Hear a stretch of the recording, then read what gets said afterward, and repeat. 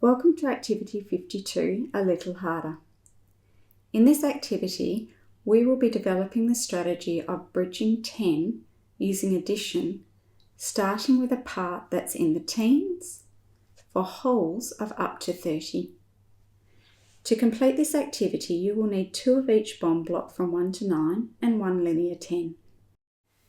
If you have original boards, please place them inside a right and white sleeve.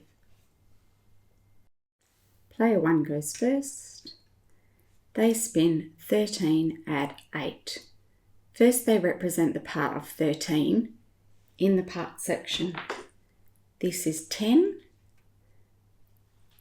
There's the part of 13. I then add on the part of 8, and I add it on in 2 blocks, first placing 1 block to bridge 10 to 20 and 1 more block. If I need to, I can check I have added on the part of 8. I then make my whole equal to my parts. I say 13 add 8 equals 21, and I record this.